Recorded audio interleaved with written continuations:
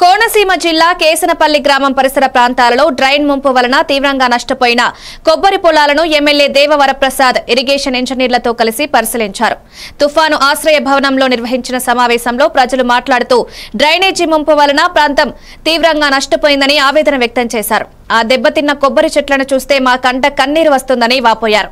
త్వరలో ఈ సమస్యకు ముగింపు పలికి మళ్లీ పూర్వ వైభవం వచ్చే వరకు కృషి చేస్తానని ఎమ్మెల్యే దేవా హామీ ఇచ్చారు. ఈ కార్యక్రమంలో ప్రాజెక్టు కమిటీ చైర్మన్, ఇరిగేషన్ ఇంజనీర్లు, కేశనపల్లి పరిసర గ్రామాల ప్రజలు, రైతులు, ఎన్డీఏ కూటమి నాయకులు పాల్గొన్నారు.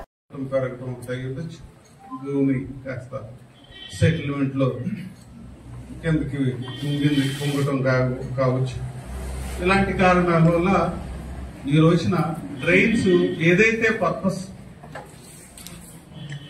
ఎక్సెస్ వాటర్ బయటికి పోవాలో ఆ పర్పస్ ఈ రోజు అవి చేయలేకపోతారు. ఇక్కడే చూసారు మీరు చేసిన సెల్ఫ్ ఎక్స్పీరియన్స్ ఏంటంటే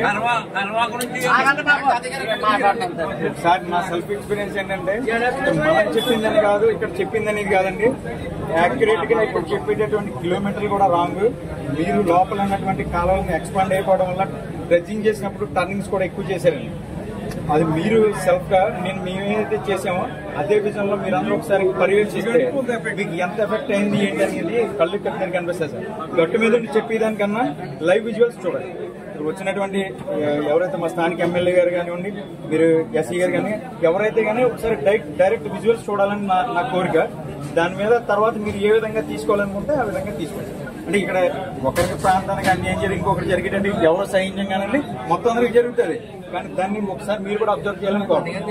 తర్వాత మరి ఏం తీసుకున్నారు, కొంచెం స్ట్రేట్ చేశారు. ఈ టర్నింగ్స్ వల్ల ఆ స్లోప్ స్పీడ్ వెలాసిటీ అనేది తగ్గిదండి. ఈ వెలాసిటీ ఇప్పుడు ఏమంటే స్ట్రైట్ అవడం వల్ల